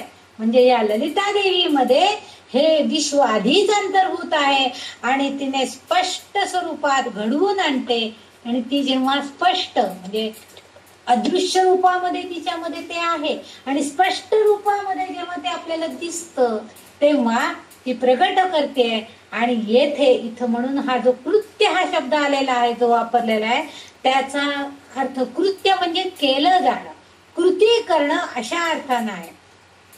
पण काही वेळेला कृत्य हा शब्द जेव्हा ते काही दुष्ट प्रवृत्तीनं केलं जातं त्यालाही आपण म्हणतो की काय वाईट कृत्य केलं बघा त्यांनी, असं आपण म्हणतो. म्हणजे ते दुष्ट प्रवृत्तीनं केलेलं कृत्य असतं. आणि ते का होतं तर त्या व्यक्तीच्या त्या मानवाच्या अज्ञानामुळे त्याच्याकडनं हे कृत्य घडतं. परंतु इथं ही जी कृती होती आहे ललितांबिकेकडनं हे जाणून बुजून होते. त्यामुळे तिचं जे कृत्य आहे तिची ही जी कृती आहे हे जे आहे घडवून आणणं प्रकट करणं हे सगळं तिच्या ज्ञानामुळं आहे. कारण अज्ञानामुळे माणसं दुष्ट प्रवृत्तीनं वागतात, त्यांच्यात ना कृत्य घडतात.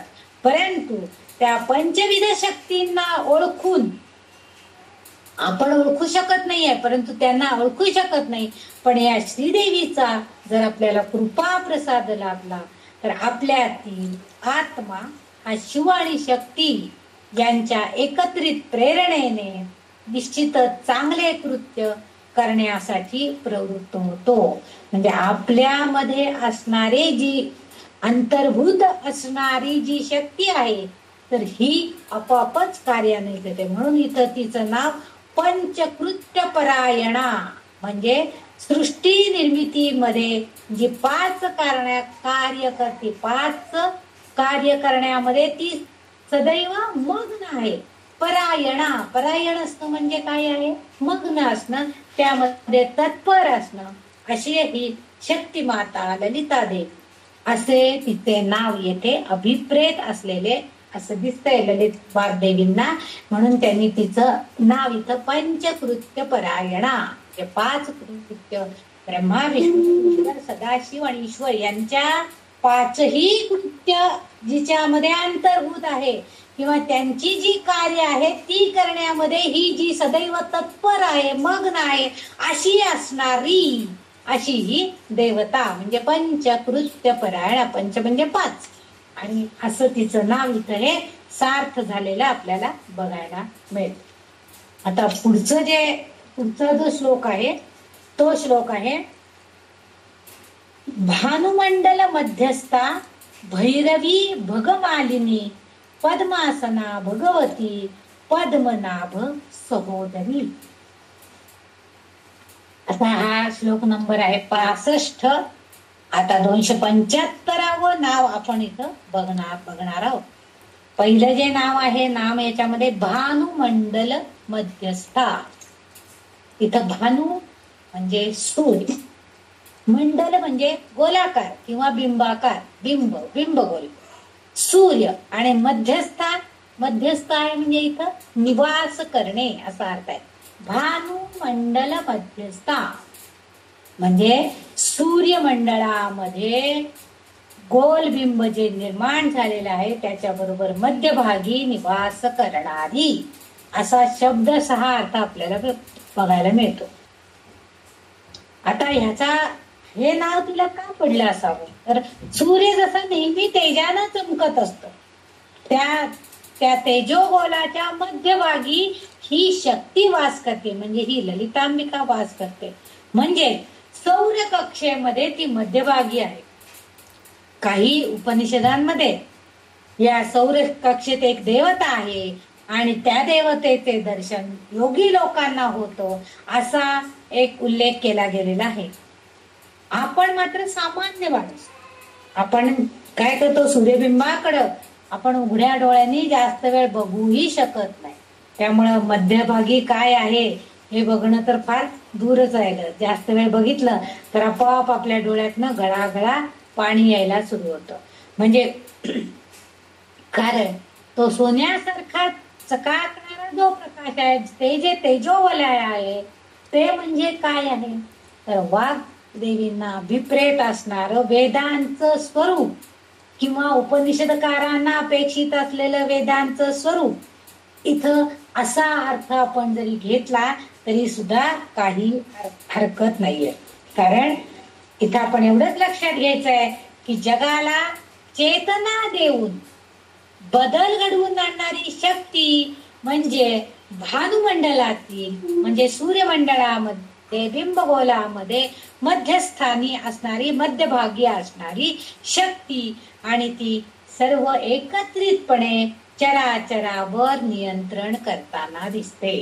हे सगळं चराचरावर नियंत्रण करण्याचं काम ही सौरमंडलामध्ये मध्यभागी राहून सगळ्या विश्वाचं चराचराचं नियंत्रण करते, सगळं कार्य व्यवस्थितपणे पार पडते.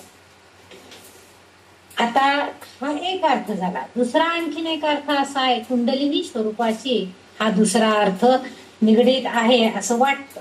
कारण जागृती, स्वप्न, सुषुप्ती आणि गाढ झोप हे आपले 4 कृती आपण जाणतो.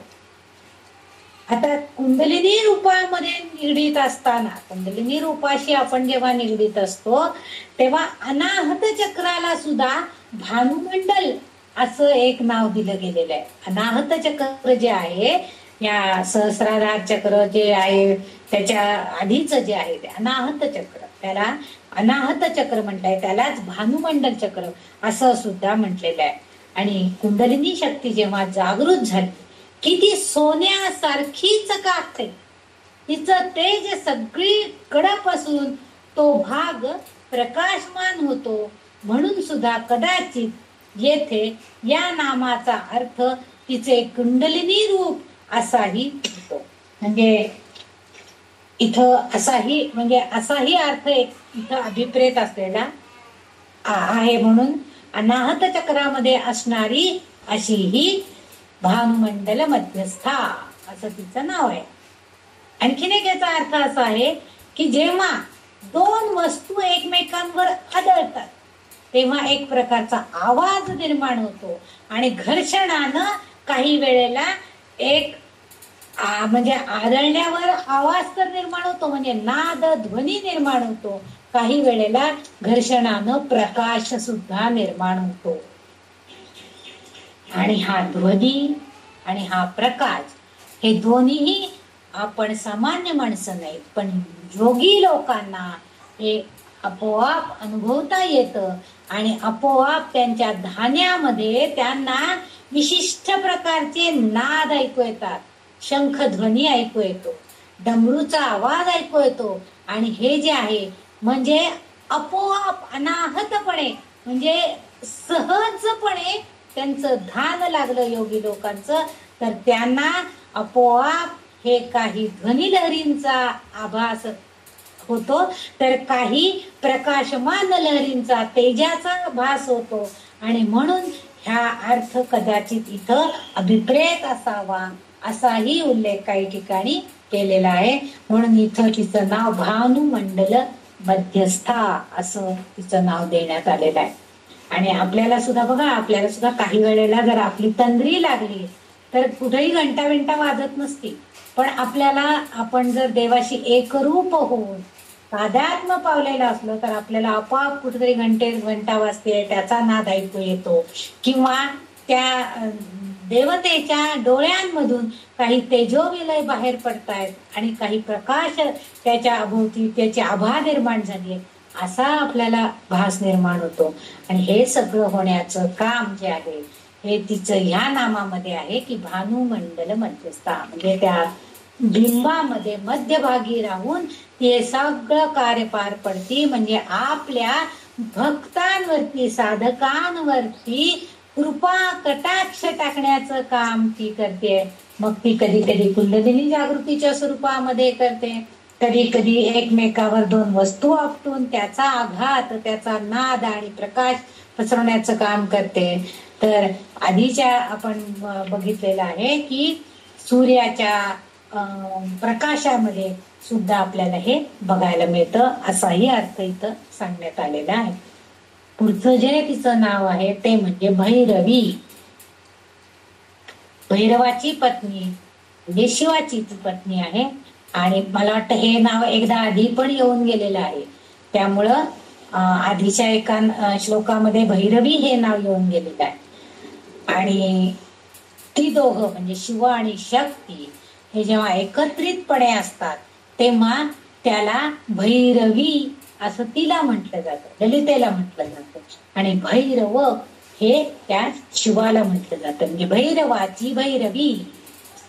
आपल्याकडं गाण्यामध्ये एक रागामध्ये एक भैरवी राग आहे की जो सगळ्या संगीताच्या कार्यक्रमात ज्या शेवटी म्हटला जातो.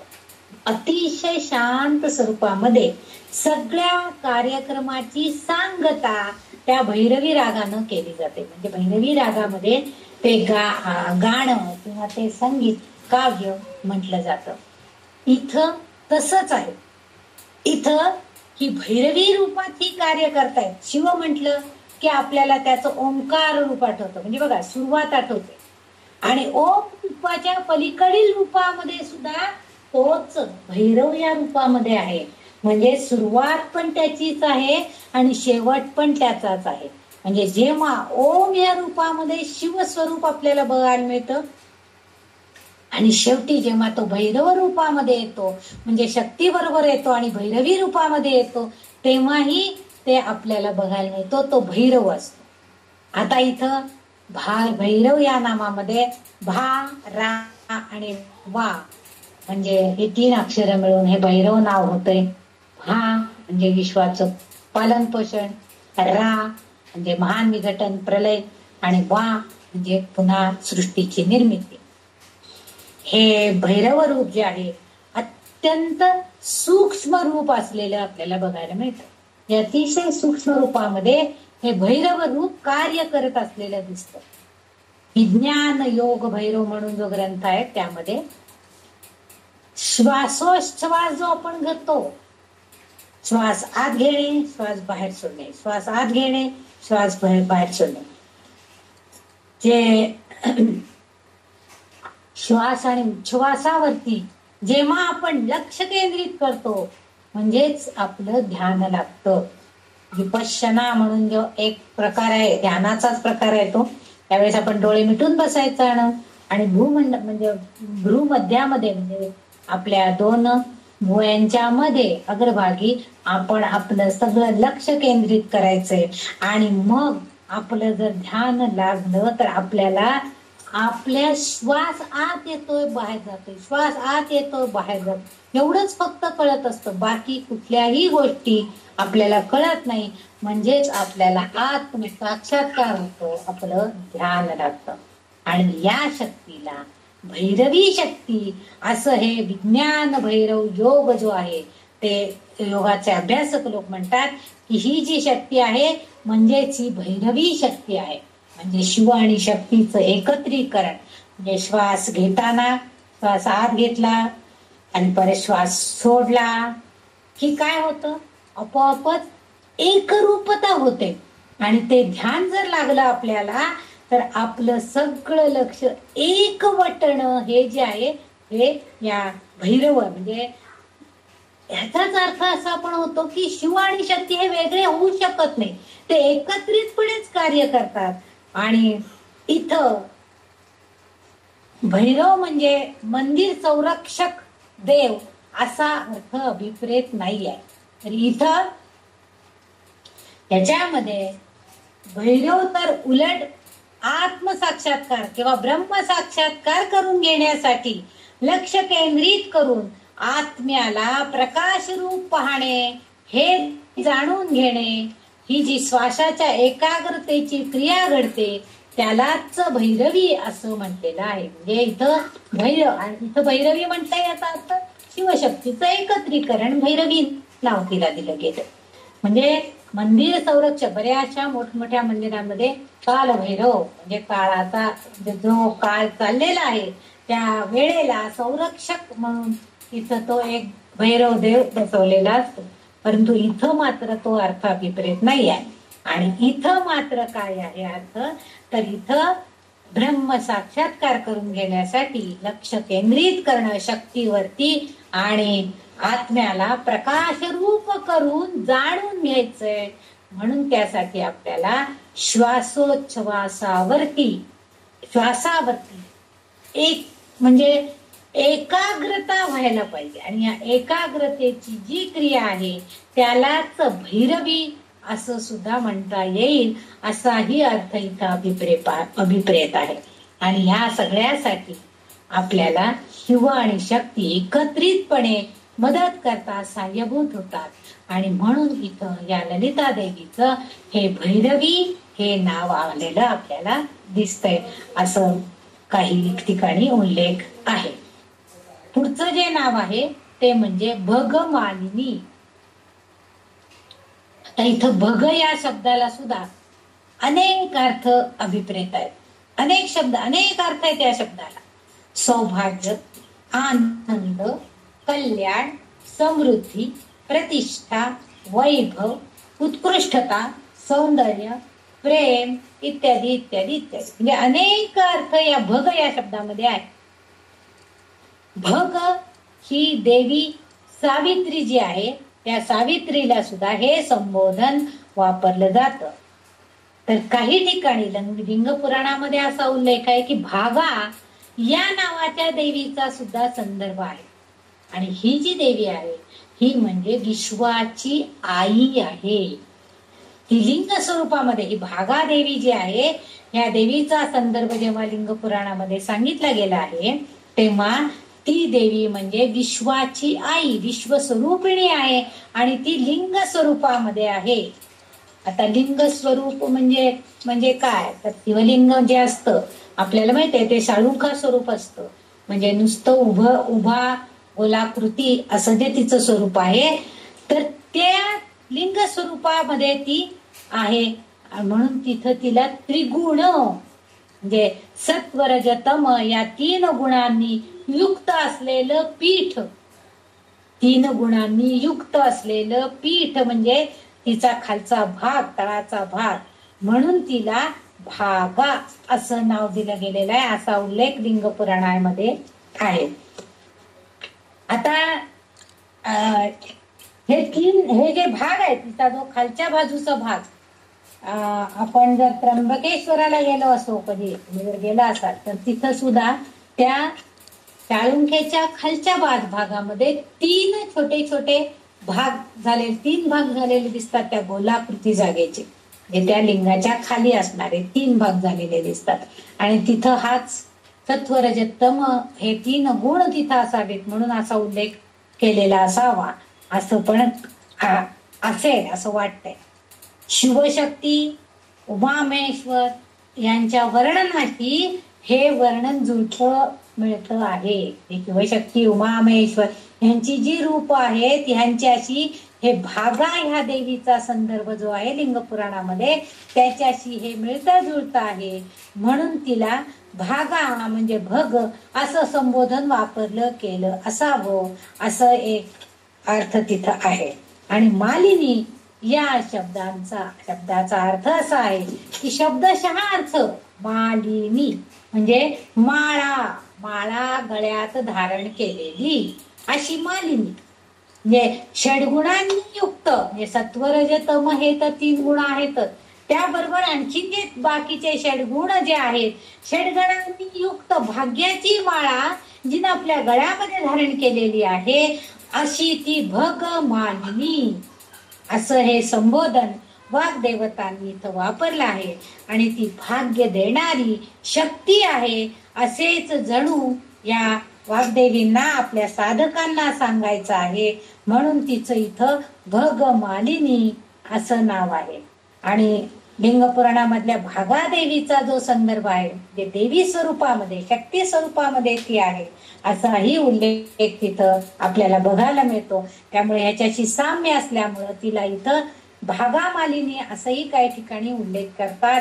पण भगमालिनी म्हणजे चांगलं सगळं देणारी, शक्ती देणारी, षड्गुणांनी युक्त भाग्याची माळा देणारी, मालिकाच देते, नुसतं भाग्य देत नाही, भाग्याची मालिका सगळ्या बाजूंनी. बघा तुम्ही काही वेळेला आपल्याकडे सुद्धा असं घडतं की एका पाठोपाठ इतके चांगले घटना घडत असतात की आपल्याला सुद्धा प्रश्न पडतो की अरे काय एक झालं की आज काय, म्हणजे आज मुलगा येतो सांगत की अगं मला पगार वाढ झाली, सून येते सांगत की आज मला बढती मिळाली, मुलगा सांगून येतो आई मी आज ए ग्रेड मिळून पास झालेला आहे, आणखीन एक बाहेरनं कोणतरी येतं. म्हणजे प्रत्येक गोष्टीमध्ये भग, चांगलं, समृद्धी, भाग्य उदयास येतं. आणि हे देणारी ही आपली शक्ती माता आहे, म्हणून तिला ह्या भगमालिनी या नावानं संबोधलेलं आहे. कारण साधकाला ती हे सगळं प्रदान करणारी आहे, म्हणून तिचं हे नाव आहे. पुढचं जे नाव आहे म्हणजे त्या 65 नंबरच्या श्लोकामधलं दुसऱ्या ओळीमधलं दुसऱ्या चरणामधलं नाव आहे पद्मासना. आपल्याला माहितीये पद्म म्हणजे कमळ आणि पद्मासन. पद्मासन म्हणजे काय हो, तर ही एक योगातली आसन क्रिया आहे. आणि ही ललिता देवी जी आहे ही कमळामध्ये पद्मासन घालून बसली, म्हणजे स्थिर चित्त बसलेली आहे. पद्मासनामध्ये पद्मासन मुद्रेमध्ये ती बसली आहे म्हणजे काय, तर स्थिर चित्त बसलेली आहे, अगदी शांतपणाने बसलेली आहे. आणि त्यामुळे जेव्हा ती पद्मासन घालून बसते त्यावेळेस जणू काही ती कमळासारखी मांडी घालून बसलेली आहे. कमळाची पाने जी वस्तुनिष्ठ असल्याची खूण दाखवतात. कमळाची जी पानं असतात हिरवी, त्याच्यावरती पाण्याचे थेंब अजिबात राहत नाहीत, ते पाणी शोषून घेत नाही, त्याच्यावरती मोत्यासारखे ते चमकून राहतात. आणि अशी चमकणारी वस्तुनिष्ठ असल्याची ती खूण सांगते. त्यानंतर त्या कमळामधला जो देठाचे जे तंतू आहेत, त्या देठामध्ये अनेक तंतू आहेत, ते तंतू म्हणजे या विश्वाची बदललेली स्थिती ती सांगते.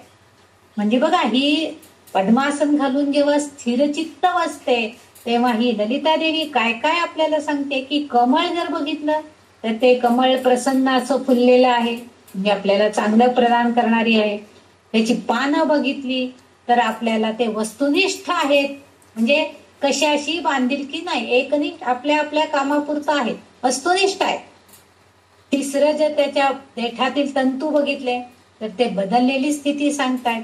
आणि त्या देठाकडं बघितलं की त्या देठामध्ये हे अनेक तंतूंनी युक्त ते देठ आहे, म्हणजे जणू काही ते ज्ञानाचं भांडार आहे असंच उल्लेख आहे, असं म्हणावं वाटतं. म्हणून हे पद्मकमळ किंवा पद्म म्हणजे हे कमळ हे धनलक्ष्मी आहे असं देखील समजलं जातं. म्हणूनच आपण महालक्ष्मीला नवरात्रामध्ये वगैरे एकदा तरी आपण कमळ पुष्प अर्पण करतो. कारण ह्याचा संदर्भ इथं असा दिसतो की ही पद्मासन स्थित असणारी ललिता देवी, ज्ञानाचं भांडार असणारी, एकनिष्ठ असणारी, वस्तुनिष्ठ असणारी याची ही जी पद्मासन स्थित असणारी ही जी ललिता देवी आहे, ही ललिता देवी साधकाला सुद्धा सांगते की अरे तुम्ही जेव्हा मला कमळ पुष्प अर्पण करताय, त्या कमळ पुष्पामध्ये जसं ज्ञानाचं अखंड भांडार भरलेलं आहे, तसं मी तुला संपत्तीचं भांडाराचं वितरण करणार आहे. तू मला कमळ पुष्प दिलंस, पण मी धनसंपत्ती देणारी देवता आहे, त्यामुळे मी संपत्तीचं वितरण करणार आहे.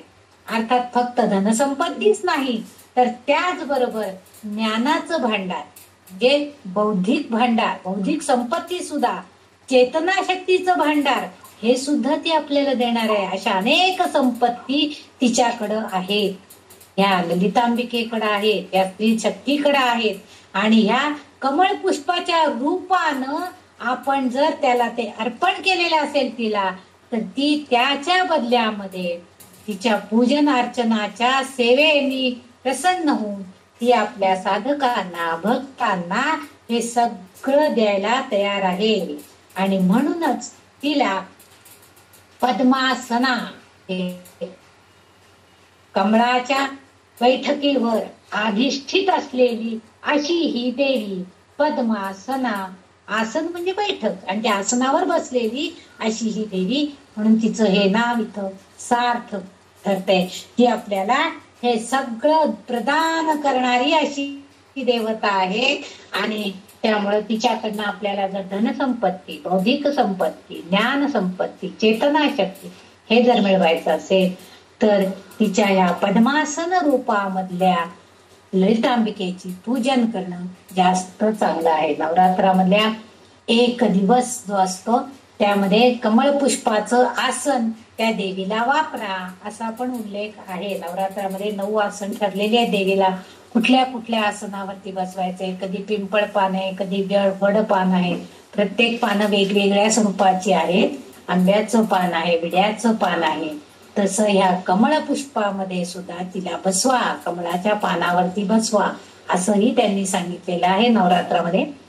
तर याचं वैशिष्ट्यच एक आहे की पद्मासनामध्ये स्थित असणारी ही देवी जी आहे ही अतिशय सगळ्यांना भरभरून देणारी आहे. कारण कमळाची फुलं सुद्धा आपल्याला बघा त्याच्या देठापासून ते आपण काहीतरी मकाणे वगैरे करतात आणि अतिशय म्हणजे कमलदल त्या चिखलामध्ये म्हणजे अतिशय चिखल दलदल असेल अशा ठिकाणी उगवतं, परंतु तरीही स्वतःमध्ये त्या सगळ्यापासून अलिप्त राहून आपल्यामध्ये ज्ञान, शक्ती, धन सगळं एकत्रित करण्याची ताकद असल्याची कृती ही आपल्याला ललितांबिका करून दाखवते त्या कमळ पुष्पाच्या रूपानं. म्हणून तिला हे नाव वाग्देवींनी दिलं असावं असं वाटते. असं तिथं संबोधन वापरलं गेलेलं आहे. पुढचं जे नाव आहे ते म्हणजे भगवती. भगवती हे नाव म्हणजे आपल्याला माहितीये भगवती देवी असं बऱ्याच म्हणतात. श्रीदेवीला सुद्धा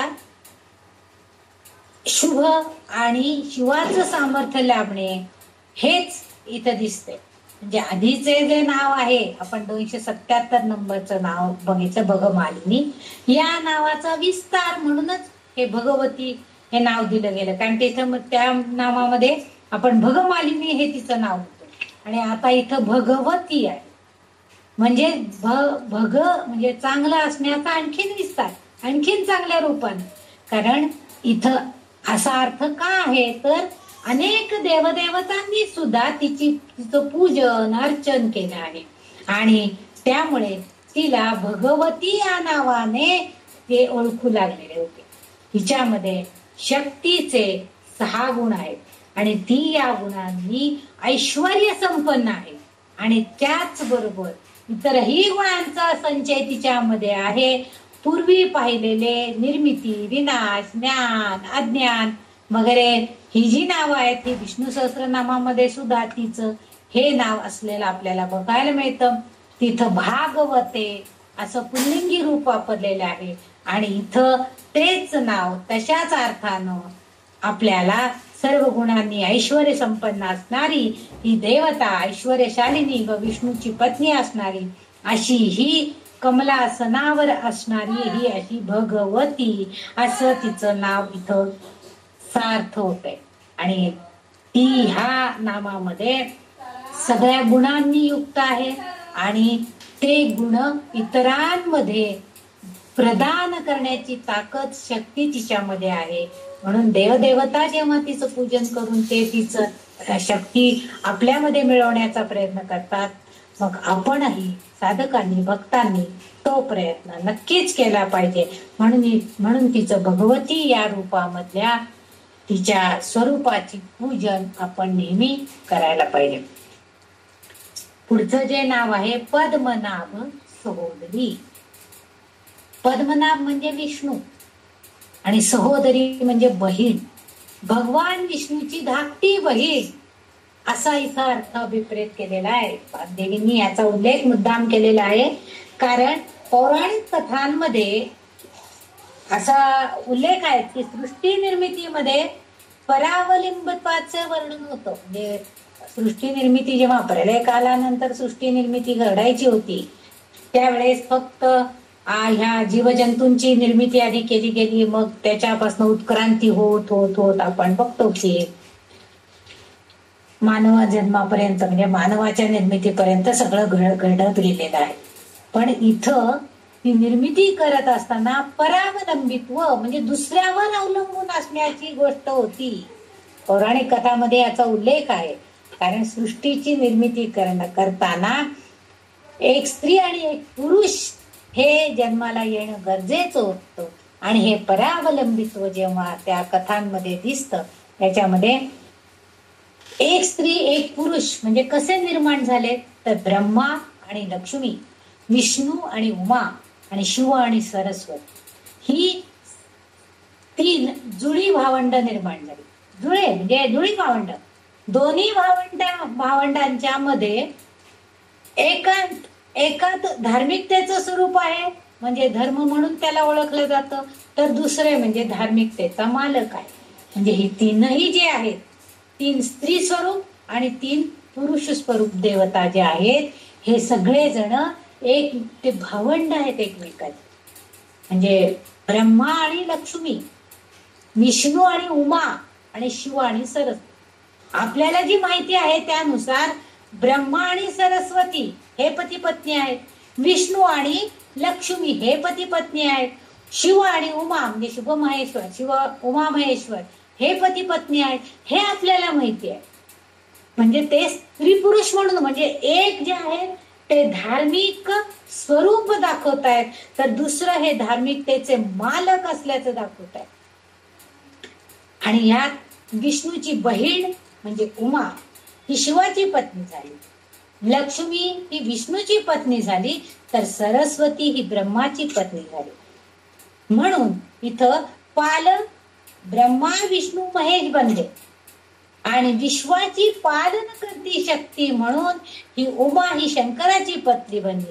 म्हणजे सृष्टीचं चलन वलन चालण्याची जबाबदारी ही पत्नी म्हणून ही उमा म्हणजे पार्वतीकडं आलेली आहे. आणि ही उमा ही विष्णूची सहोदरी म्हणजे बहीण म्हणून आहे. कारण आपण जे बघतोय की ललितांबिकेचं स्वरूप हे शिव आणि शक्ती या स्वरूपामध्ये एकवटलेलं आहे.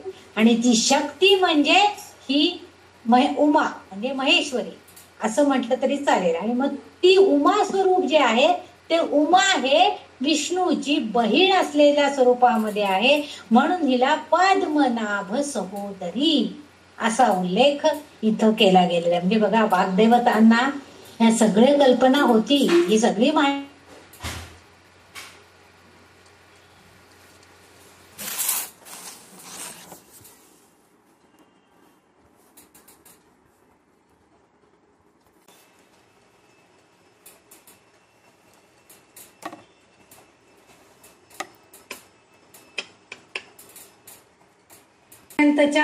नामांमध्ये आपण बघितले की ती कमळासनावर आसनस्थ आहे, आसनस्थ आहे, ती भगवती या नावानं पण कार्यरत आहे.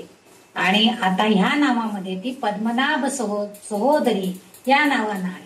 म्हणजे सृष्टीचं जे चलनचक्र आहे त्यामध्ये ही ललिता देवी ही जशी पत्नी म्हणून ती कार्यरत आहे, शिवाची पत्नी या सृष्टीचं चलन करण्याचं कामामध्ये चक्रामध्ये सृष्टीचक्रामध्ये ती कार्यरत आहे, तशीच ती सहोदरी म्हणजे बहीण, विष्णूची बहीण म्हणून यामध्ये सहभागी झालेली आपल्याला मिळते.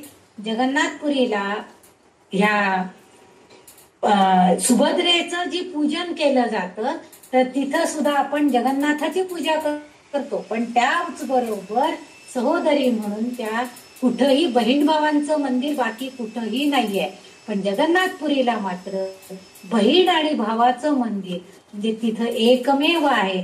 म्हणजेच बहीण ही त्या भावाला त्याच्या कार्यामध्ये सहभागी होणारी आहे असं जणू ते दाखवतायत.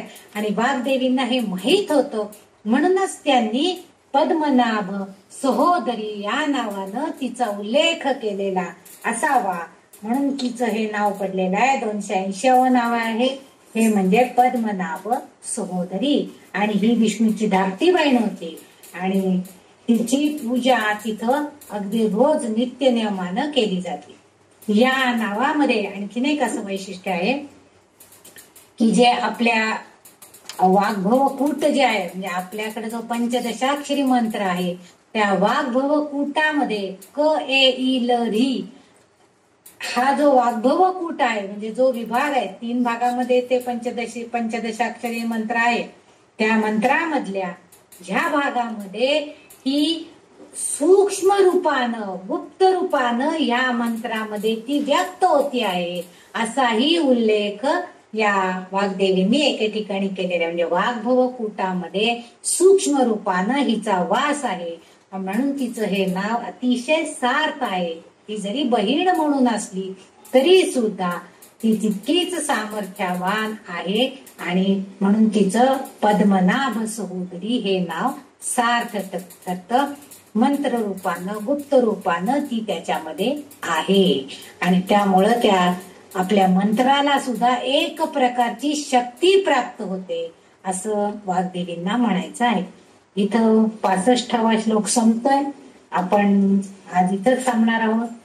उद्याच्या भागामध्ये उद्या मी आहे शक्यतो आहे जर समजा नसेल तर मी तसा मेसेज देईल की मी नाहीये संध्याकाळी तुम्हाला कळवतील पण असेल तर मी तुमचे श्लोक नक्कीच घेईल. इथं आपण आज थांबूया. जे जे काय माझ्याकडनं सांगितलं गेलंय ते सगळं तिच्या कृपेचाच भाग आहे. चांगलं झाले असेल तर तिची कृपा जर काय चुकलं असेल तर ते माझं अभ्यासाचं न्यून हेच म्हणायला हरकत नाही. अशा तऱ्हेनं आपण आज ललिता सहस्रनामाचे 65 श्लोक आणि 280 नावं आतापर्यंत बघितलेली आहेत. असंच आपण थोडं थोडं टप्प्यानं पुढे जाणार आहोत आणि 1000 नावाचा टप्पाही आपण गाठणार हे नक्कीच. तुमच्या सगळ्यांचं श्रवण भक्तीचं सहकार्य असल्यामुळेच हे केवळ शक्य होतंय. हेच माझ्यासाठी खूप आहे आणि त्यासाठी तुम्हाला सगळ्यांना खूप खूप धन्यवाद. आज इथंच थांबूया.